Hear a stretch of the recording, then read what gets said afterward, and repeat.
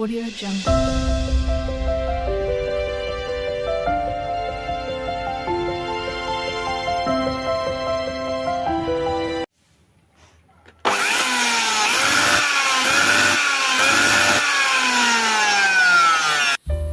নমস্কার প্রিয় দর্শক, বাসু ইলেকট্রিক চ্যানেলে সবাইকে স্বাগত।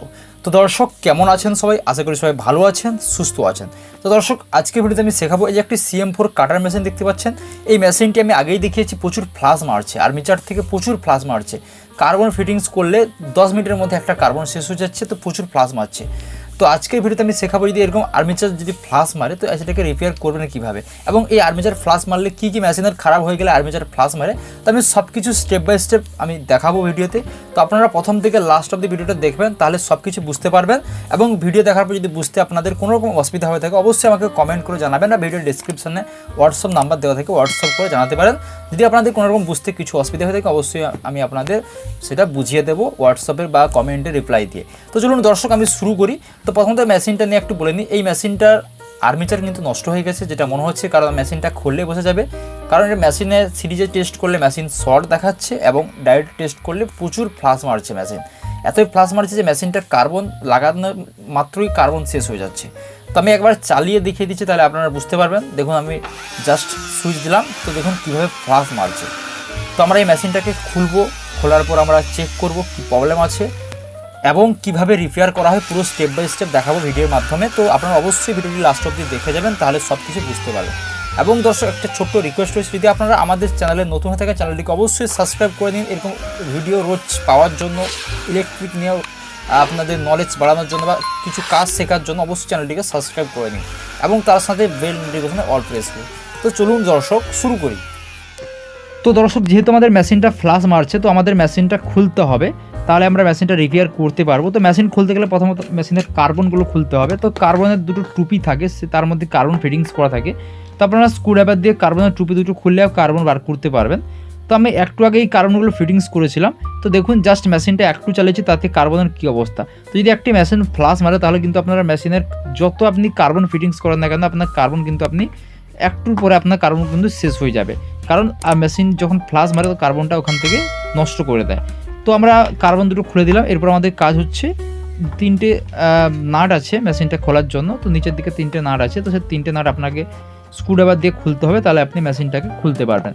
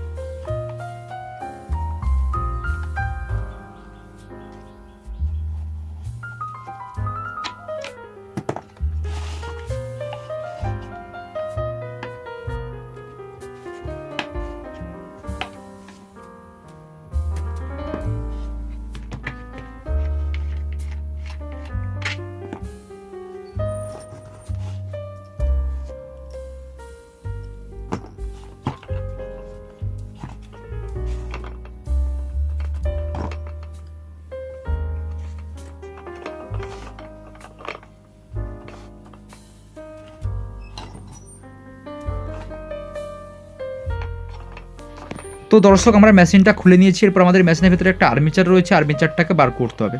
তো আপনারা স্ক্রুড্রাইভার দিয়ে হালকা উপরের দিকে তুললে আর্মিচারটা বেরিয়ে আসবে, নাহলে আপনি কিছুটা স্যাপ দিয়ে আর্মিচারের ব্যাক সাইডে হালকা মারলেই বেরিয়ে আসবে। তো দেখুন আমি আর্মিচারটা বার করলাম। এরপরে দেখুন আর্মিচারের পরিস্থিতি খুবই খারাপ, কারণ এই যে ক্রোমোটার রয়েছে তো এটা পুরো একদম পুড়িয়ে গেছে, বলতে গেলে শর্ট হয়ে গেছে। তো যার জন্য আর্মিচারটা কিন্তু ফ্লাশ মারছে, দেখেই বোঝা যাচ্ছে। তো আমাদের আর্মিচার একটা ফিটিংস করতে হবে, তাহলে কিন্তু এই ফ্লাশটা বন্ধ হয়ে যাবে। তো আমি আর্মিচার একটা নতুন বার করে ফেললাম ফিটিংস করার জন্য। তো আমরা এক্ষুনি আর্মিচারটা ফিটিংস করব। তো আমি পুরো স্টেপ বাই স্টেপ দেখাবো। প্রথমত আর্মিচার ফিটিংস করতে গেলে আগে আপনাদের বিয়ারিং খুলতে হবে ব্যাক সাইডে, তারপরে পেনিয়াম বা গিয়ার খুলতে হবে, তারপরে ওই সাইডে একটা বিয়ারিং আছে ওটা খুলতে হবে, তারপরে দুটো ফিটিংস করে আবার পুরো মেশিনের মধ্যে ফিল কলের মধ্যে আর্মিচারটাকে ফিটিংস করতে হবে। তো আমি পুরো প্রসেসটা দেখিয়ে দিচ্ছি ভিডিওতে, তো আপনারা অবশ্যই লাস্ট অবধি দেখে যাবেন, তাতে আপনারা বিয়ারিং চেঞ্জ করাও শিখে যাবেন, আর্মেচার চেঞ্জ করাও শিখে যাবেন, গিয়ার কীভাবে চেঞ্জ করতে হয় সেটাও শিখে যাবেন। তো দর্শক অবশ্যই লাস্ট অব্দি ভিডিওটা দেখবেন। আমি এখানেই ভয়েসটা অফ করে দিচ্ছি, আপনারা লাস্ট অব্দি অবশ্যই দেখে যান। আর যদি কোনো রকম অসুবিধা হয়ে থাকে বুঝতে অবশ্যই কমেন্ট করে জানান।